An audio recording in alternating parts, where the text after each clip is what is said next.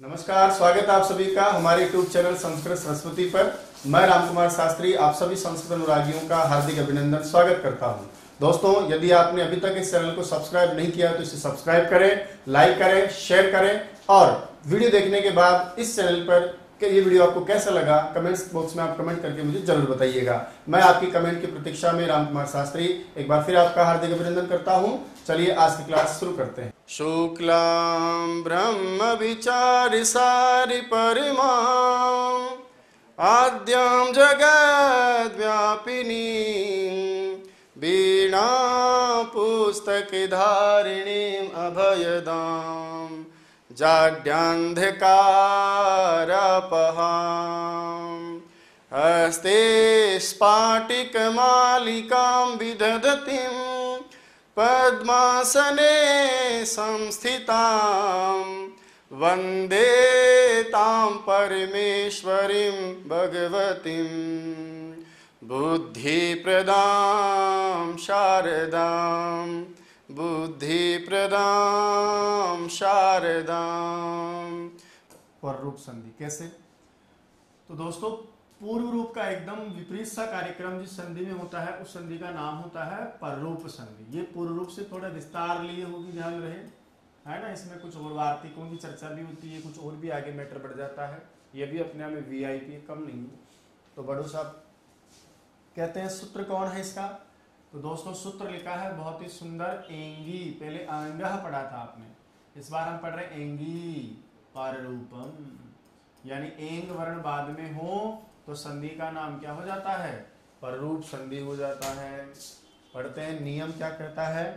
सबसे पहली बात तो मैं आपको बता रहा था, वो भी ध्यान रखिएगा, विस्तार से मैंने बताया भी आपको। ये जो संधि है ये वास्तव में किस संधि में से अपना हक मांगती है? वृद्धि संधि में से।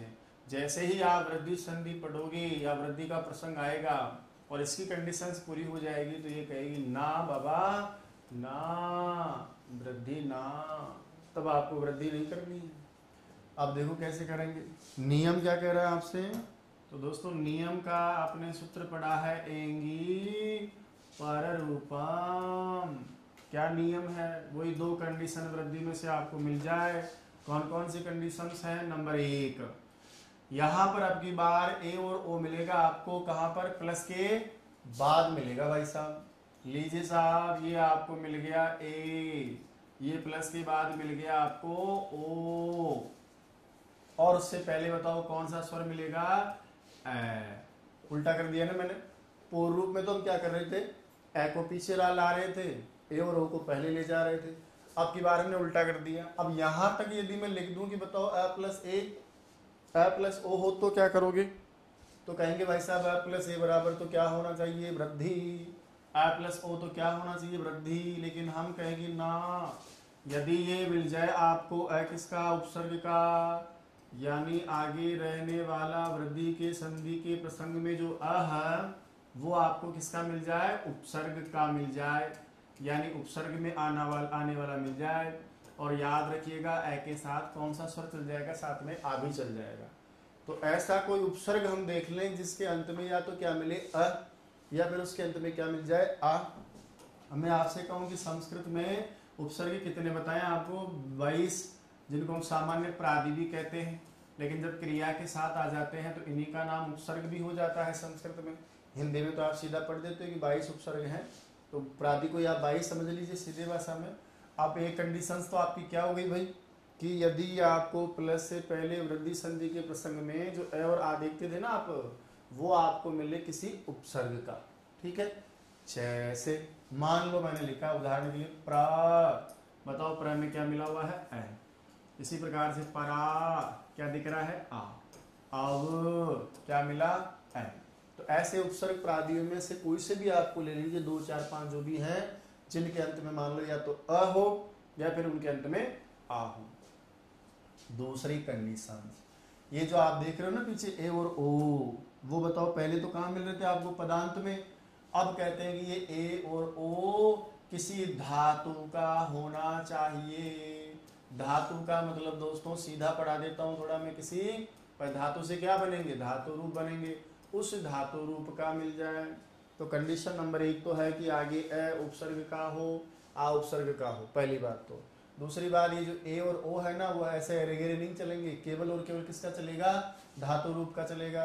धातु रूपों में कैसे, जैसे एद धातु में भी आता है ए, एज धातु में भी ए, एश धातु एशयति में भी ए, एलयति में भी ए, औषधि में जैसे ओ। ऐसे क्रिया जो पद होंगे आपके पढ़ती पढ़ते पठंती की तरह, वो पढ़ती पढ़ते पठंती जैसे प से स्टार्ट होता है, वैसे ही ये जो धातु के रूप होंगे वो कहाँ से स्टार्ट हो, या तो ए से या ओ से। तो आगे उपसर्ग हो, उसके पीछे ए और आ हो, पीछे कोई क्रिया का रूप हो, धातु रूप हो, जिसको का प्रारंभ ए या ओ से हो रहा हो, तो फिर आप वहां पर वृद्धि संधि नहीं करेंगे। फिर वहां पर बताओ हम कौन संधि करने वाले हैं, पररूप संधि करने वाले हैं। और पररूप में क्या करते थे, दोनों के स्थान पर, ऐसे ही पढ़ते थे पढ़ने को तो, कि दोनों के स्थान पर, पहले वाले के स्थान पर और बाद वाले के स्थान पर, बाद वाला ही रह जाएगा, पर मैं थोड़ा सीधा कर देता हूँ, आगे वाला खत्म, बाद वाला ही बचेगा। ऐसी संधि का नाम बताओ क्या हो जाता है, पररूप संधि हो जाता है।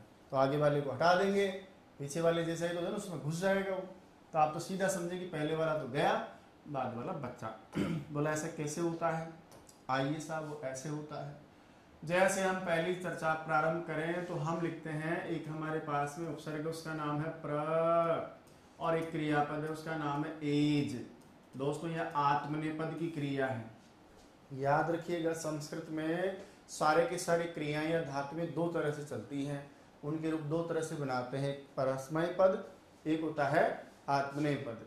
जो पठती पठता पठंती की तरह चलती है वो सब तो परस्मय पद ही कहलाती हैं। जैसे लिखति लिखत लिखंती, गच्छति गच्छत गच्छन्ति, हसति हसत हसन्ति। और जो लभते की तरह चलती है, लभते लभेते लभन्ते, वो आपकी सारे की सारी आत्मनेपदी होती हैं।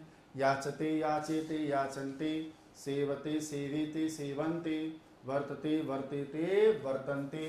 तो एजते एजेते एजन्ते। अब मुझे बताइए आगे क्या है, प्र, उपसर्ग है क्या, है, और प्र में बताइए क्या है, उसके बाद बताओ पीछे क्या लिखा है, एजते। एजते में धातु कौन सी है, एज।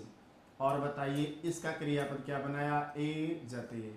अब मैं आपसे कहूं कि यदि ये बात नहीं करूं मैं, और केवल यही आपसे पूछूं कि बताओ रे भैया ए और ए कौन सी संधि का प्रसंग है, तो आपके दिमाग में भाग करके आ रहा होगा कि यार गुरुजी ए और ए तो हमने क्या बनाया था, आई बना लिया ना।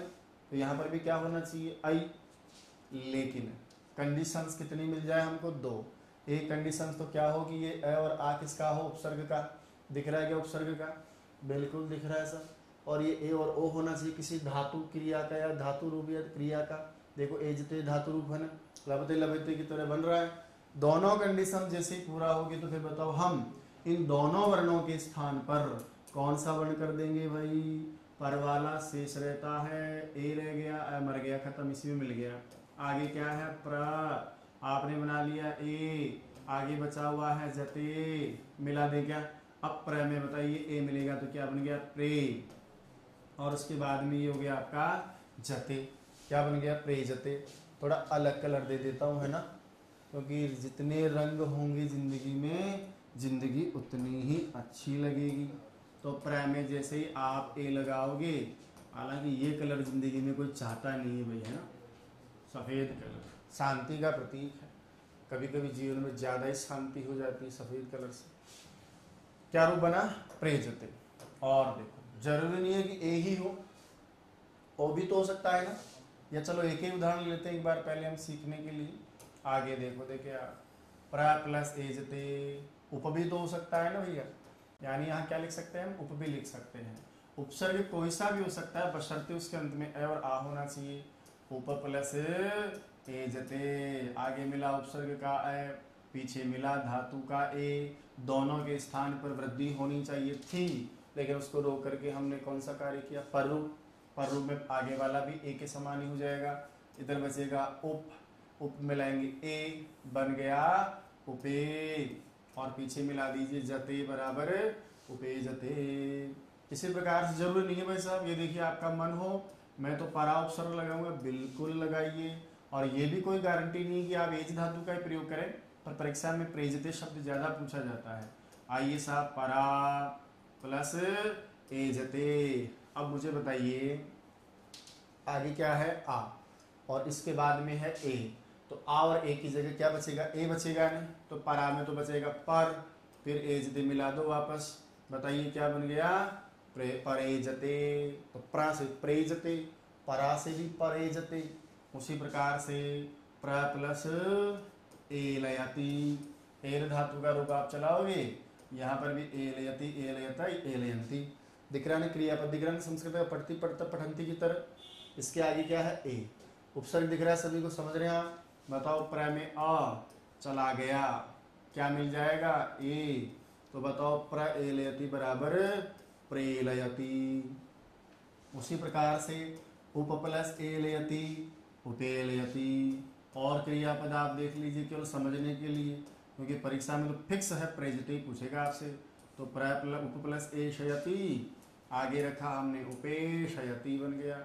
लीजिए साहब, आगे उपसर्ग रखा हुआ है, पीछे क्रियापद आप देख रहे हैं, जैसे जैसे आप क्रियापद चलते जाएंगे पर रूप संधि का कार्य होता जाएगा। परा प्लस एशयति, बनाओ, देखिए भाई साहब कैसे बनाओगे इसको, आगे है आ, पीछे है ए, आ गया, ए बचा, मिला दो, बन गया परेशयति, क्या बनेगा, परेशयति। इसी प्रकार से उप प्लस एशयति, क्या बना लोगे, एश उपेशति, उप प्लस एलयति, क्या बना लिया, उप प्लस एलयति, बनाओ देखिए बोल के, उपेलयति उपेलयति। अब जरूरी नहीं कि क्रियापद का प्रारंभ आप ए से ही करो, अरे हमें ऑप्शन दिया है ना इसने, ओ से भी दो सकता है भाई, ए हो तो ए बचेगा और पीछे ओ हो तो ओ बच जाएगा। आइए ओ का उदाहरण भी देखते हैं हम, जैसे ग्रंथकार ने स्वयं में लिखा है उप प्लस औषधि, क्या लिखा है ग्रंथकार ने, उप प्लस औषधि। आगे दिख रहा है क्या आप सभी को उपसर्ग, कौन सा वाला उपसर्ग है, उप, उप में पीछे क्या है, आगे क्रियापद का पहला क्या है, ओ, और आगे क्या है, क्षति। इन सभी क्रियापदों के जाना गति अर्थ है, जैसे एजते मतलब भी जाता है, एलयति मतलब, एशति मतलब भी जाता है, औषधि मतलब भी जाना या खींचना अर्थ होता है, जाता है, गच्छति अर्थ में आती है ज्यादातर ना, चल रहा होगा पता नहीं, एजते एशति एशयति क्या है, इन सब का गत्यर्थक विशेष अर्थ ही होता है, ठीक है। आगे बढ़ो बात, आगे देखो उपसर्ग का मिल गया ए, पीछे धातु क्रियापद का मिल गया ओ, दोनों की फाइटिंग, वैसे तो वृद्धि संधि आ रही थी भागी भागी, ए और ओ में आप कौन संधि करते हैं, यहाँ पर हाउ करते हैं ना, तो आपका रूप ही कुछ और बन जाता। देखो देखिए मैं सही लिख रहा हूँ क्या, उप प्लस औषधि वृद्धि में क्या बन जाता, उपौषधि बन जाता, लेकिन कहते हैं कि नहीं भैया देखो तो जरा, दोनों चीजें पूरी हो रही है हमारी, आगे उपसर्ग संबंधी अ है, पीछे धातु संबंधी ओ है, हम ऐसा नहीं होने देंगे। तो फिर कैसा होने देंगे हम, कहते हैं ए और ओ को आप मिलाइएगा, दोनों के स्थान पर भी बाद वाला अक्षर ही रहेगा, कौन सा वाला, ओ, ये देखिए ए चला गया, मर गया, पीछे बचा क्षति, मिला दें क्या, जब उप में आप ओ मिलाओगे तो आपका उपसर्ग का स्वरूप क्या हो जाएगा, उपो, और पीछे बताइए मिला देंगे तो क्षति, और आपका एक नया शब्द बन जाएगा, उसका नाम क्या है, उपोषति। अब जरूरी नहीं है कि आप उपसर्ग के साथ ही मिलाएं, अन्य उपसर्गों के साथ भी इसी प्रकार का कार्यक्रम आप कर सकते हैं। जैसे उदाहरण के लिए परा प्लस औषधि, प्र परा दूसरा ही आपका ये, तो परा प्लस औषधि, इसको भी आप बना सकते हैं। जब आप इसमें जोड़ेंगे तो बताइए आगे क्या रहेगा आपका, पर चला गया ना आ तो बेचारा, उसमें मिलेगा ओ, और आपका शब्द क्या बन जाएगा, परोषति, क्या बन गया भाई, परोषति। इसी प्रकार से आप चाहें तो प्र उपसर्ग भी आप जोड़ सकते हैं, ये देखिए प्र औषधि, प्र औषधि, मिला दूं क्या भैया जी, प्र में मिलेगा ओ, बन गया प्रो, और ये क्षति बराबर क्या बन गया, प्रौषति। तो मेरे कहने का मतलब है कि जब भी आपको ऐसा कोई धातु का रूप हो जिसका प्रारंभ या तो ए से हो रहा हो या फिर उसका प्रारंभ किससे हो रहा हो, ओ से हो रहा हो, बशर्ते आगे उपसर्ग संबंधी ए और आ होना चाहिए, तो आप संधि में वृद्धि संधि नहीं करके वहां पूर्व वाले अक्षर को पर के समान ही बना देंगे हम। इस संधि का नाम ही क्या है? पररूप संधि। दो ही कंडीशन आपकी किस में थी? पूर्व रूप में थी। दो ही कंडीशन आपकी किस में? पर रूप में है। वो अयादि का हाथ मार रहा था, ये वृद्धि में से कह दिया कि भाई क्या बिगड़ जाएगा तेरा वृद्धि बहन, यदि उसमें से तू दो जगह मुझे दे दे। बोली कहाँ कहाँ देना है भाई साहब तुझे? तो एक तो बोले उपसर्ग संबंधी ए और आ हो, और उसके साथ में आ जाए कोई धातु का ए और ओ, बस। और वो कहाँ कहाँ मिलता है? परीक्षा की दृष्टि में तो दो ही टारगेट होते हैं आपका, एक तो प्रेजते और एक उदाहरण जो मैंने आपका ओ का लिखा उपोषती, ठीक है। बाकी सब समझाने के लिए था। अब क्या है ना कि कभी कभी कुछ प्रोग्राम और भी हो जाते हैं और उनमें कई बार संशय भी पैदा हो जाता है। अब मैं कुछ उदाहरण ऐसे आपके सामने लिखने जा रहा हूं जो हम पहले कर चुके हैं विशेष में, ठीक है। कौन सी वो बातें हैं जो हम पहले कर चुके हैं चर्चा में, थोड़ा सा याद रहेगा आपको तो तरोताजा हो जाएंगे और परीक्षा में गलत भी नहीं करेंगे, समझ में भी आ जाएगा। दोस्तों वृद्धि के प्रसंग में मैं आपको कहीं कहीं लिखवा रहा था कि गुण प्राप्त होने पर भी वृद्धि हो जाती है, पररूप प्राप्त होने पर भी पररूप को रोक करके वृद्धि हो जाती है। और वो सब उदाहरण मैंने आपको वृद्धि के अपवाद उदाहरण में लिखवाया, याद कीजिए आप। जब मैं आपको वृद्धि रेची पढ़ा रहा था, वृद्धि संधि पढ़ा रहा था, तो मैंने आपसे कहा था कि यहाँ भैया गुण प्राप्त है, गुण मत करो वृद्धि करो। कहीं कहीं आपको पररूप प्राप्त था, मैंने कहा पररूप मत करो वृद्धि करो। तो उन उदाहरणों को थोड़ा लेकर चलते हैं। याद कीजिए एक हमारा उदाहरण था जहाँ मैं आपको पढ़ा रहा था प्र, और एक धातु का नाम लिया था मैंने एध, और एजते की तरह यहाँ पर क्या बनता है? एधते। याद आएगा आपको? आगे बताओ, उपसर्ग है ना भाई, उपसर्ग का ए मिला, पीछे धातु का ए मिला, भागा भागा आपका सूत्र आया कौन सा?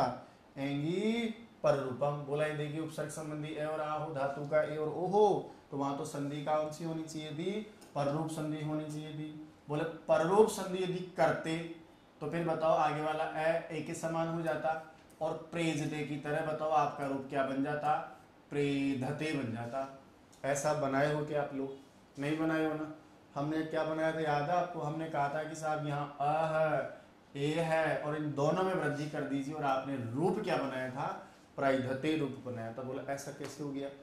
अभी अभी तो मैं पढ़ा रहा था कि धातु संबंधी ए और ओ आ जाए, आगे उपसर्ग आ जाए, तो फिर तो भैया आपको पररूप करना है, जबकि मैंने यहाँ कौन सी संधि करी है? वृद्धि संधि करी है। तो यही तो विशेष बात है कि याद रखिएगा, दो धातुओं का नाम जिसमें एक का नाम तो कौन सी धातु है? आगे मान लो उपसर्ग वाला प्रोग्राम हो, क्योंकि उपसर्ग नहीं होगा तो प्रोग्राम ही नहीं होगा, और एक धातु जिसका नाम है एध और एक धातु जिसका नाम है इण। इनमें तो दोस्तों आपको वृद्धि का कार्य ही करना है, और इसलिए उस दिन मैं आपको पढ़ा रहा था कि ये वृद्धि का पररूप का अपवाद है, क्योंकि दोनों क्या नाम है, एधते और इण का रूप चलता है एति इतः यंती। तो इन दोनों के रहने पर वास्तव में क्या होना चाहिए था? पररूप होना चाहिए था, लेकिन पररूप को रोक करके हमने क्या कर दिया? वृद्धि कर दिया। तो ये कार्यक्रम पता है कहाँ से स्टार्ट हुआ था? सबसे पहले यहाँ एक संधि ओरिजिनल देखा जाए तो ए और ए में कौन सी प्राप्त थी? सबसे पहले एक संधि प्राप्त थी, यहाँ लिख देता हूँ मैं थोड़ा समझने के लिए, कि सबसे पहले यहाँ संधि प्राप्त थी, उसका नाम था वृद्धि संधि। अब मुझे बताओ, जब उपसर्ग का मामला आया तो वृद्धि को किसने रोका? पररूप ने कहा कि ये तो मेरा प्रसंग है। हालांकि वृद्धि तो प्राप्त होती है, नेचुरल बात है, लेकिन पररूप ने क्या कहा कि उपसर्ग और धातु का मामला तो मुझे होना चाहिए। लेकिन हमें दो धातुओं में वृद्धि ही चाहिए थी, क्योंकि शब्द ऐसे ही बनते थे। तो हमने क्या किया? पररूप को कहा कि देख ऐसा है तो उपसर्ग और धातु का तो ले जा रही है, लेकिन दो धातुएं मुझे दे जा भाई। एक धातु का नाम उसने एद लिया और एक धातु का नाम दोस्तों इण लिया, यानी कि वृद्धि हुई, फिर पररूप ने रोका, और पररूप को रोक करके लास्ट में हम वापस फिर क्या कर देते हैं? वृद्धि। जहां से स्टार्ट किए थे ना वहीं खत्म कर देते हैं। तो इसलिए मैं आपको उस समय पढ़ा रहा था, जब कहा था कि देखो कुछ जगह पररूप के अपवाद है लेकिन आप समझेंगे नहीं। हो सकता है कि अब इस चर्चा के बाद बात समझ में आ रही हो कि अच्छा, तो इसलिए ये विशेष उदाहरण है वृद्धि के। क्यों? क्योंकि वहां वृद्धि को रोककर पररूप होना चाहिए था, फिर पररूप को भी रोक करके आपने वापस कौन संधि कर दी? वृद्धि। और भी था भाई साहब, उदाहरण के लिए जैसे याद कीजिए, उप प्लस एधते है ना, आ गई ना एध धातु। अब वैसे तो यहाँ पररूप संधि होनी चाहिए थी अब तक की चर्चा के हिसाब से। और देख लो बोले प्रा प्लस एति, ये इण धातु का रूप है, ध्यान में है ना, एति मतलब जाता है। उसी प्रकार से वहां लिखा था मैंने आपको उप प्लस एति, तो इण धातु का रूप हो एद धातु का रूप हो, पररूप प्राप्त होगा, लेकिन हमको पररूप नहीं करना है। बोले पररूप को भी वापस रोक लेंगे, वो चुपचाप बैठा रहे, हम तो वृद्धि संधि का काम ही करेंगे। ये लो साहब, पररूप करते ना तो ये ऐसा हो जाता, लेकिन वृद्धि करने पर अ और ए में वृद्धि क्या होती है, आई हो जाती है। प्र प्लस एति में यदि पररूप करते ना तो ये हो जाता प्रेति, लेकिन हम यहाँ वृद्धि करके क्या बना लेते हैं, प्रैति बना लेते हैं। उप प्लस एति में पररूप करते तो बन जाता उपेति, लेकिन हम यहाँ क्या कर लेते हैं, वृद्धि। तो इन सभी उदाहरणों में जो संधि कार्य आप करते हैं उसका नाम बताओ क्या होता है, वृद्धि। और वो कैसे होता है वो मैंने आपको समझा ही दिया है कि भैया यहाँ वास्तव में वृद्धि आई, फिर उसको पररूप ने रोका, फिर पररूप को भी रोक करके फाइनली क्या हो जाता है, यहाँ पर वृद्धि कार्य होता है, वृद्धि कार्य होता है। कितनी धातुओं में होता है ये भी मैंने आपको बता दिया। 2 धातुएं तो लिए मैंने आपके से, कहा पररूप भैया हमने वृद्धि में से इतना दे दिया तुमको, पूरे उपसर्गोकार धातुओं का संसार दे दिया है, तो थोड़ा सा वापस मांग ले। हालांकि अलग बात है कि लोक व्यवहार में ऐसा होता नहीं है। एक माँ अपने छोटे से बच्चे को थोड़ा सा दे देना बिस्किट मिठाई, पूरा एक पार्ले जी का डिब्बा दे दिया आपने, और उस पार्ले जी के डिब्बे में से वापस आप बिस्किट मांग के देखिए बच्चे को, आप है ना, नहीं देगा ना आपको। तो जिसने दिया उसको कई बार नहीं देते हैं, लेकिन यहाँ दे दिया पररूप ने, बड़ा दिल है इसका, ठीक है बोले ले जा, कोई दिक्कत नहीं। तो 2 धातुओं का याद रखना, आगे उपसर्ग हो और उसके बाद में कौन कौन सी धातु, एक तो इण धातु और एक आपकी एद धातु। इन 2 धातुओं के रहने पर आप वहां पर फिर आप पररूप का काम नहीं करेंगे, वहां पर वापस आपकी कौन संधि हो जाएगी, वृद्धि हो जाता है। ठीक है भाई। तो प्र प्लस एति प्राइति बनाना, उप प्लस एदते उपायधते बनाना, बाकी सब में पररूप का कार्य हो जाता है। तो दोस्तों ये थी आज की क्लास, एक नए अंदाज में, एक नए विषय वस्तु के साथ, एक नए तरीके के साथ। आशा करता हूं आज का वीडियो आपको बहुत अच्छा लगा होगा। आज की क्लास आपकी प्रतियोगी परीक्षा के लिए बहुत लाभदायक रहेगी। दोस्तों ये वीडियो कैसा लगा, वास्तविक आपका अनुभव कैसा रहा, ये कमेंट्स बॉक्स में आप मुझे कमेंट करके जरूर बताएंगे। आपके कमेंट्स को पढ़ करके मैं जवाब दूंगा, और भी हम बहुत सारी अच्छी अच्छी चीजें पढ़ते रहेंगे, सीखते रहेंगे। आपके कमेंट्स से मुझे जो ऊर्जा मिलती है, यकीन मानिएगा आने वाली क्लासें और भी जोरदार होंगी, आपके लिए जो वास्तव में फायदेमंद रहेंगी। रीट और सीटेट या कोई भी सीट परीक्षा होगी उसमें हम बहुत अच्छे प्राप्त करेंगे। बने रहिएगा चैनल के साथ। जय तो संस्कृतम, जय तो भारतम।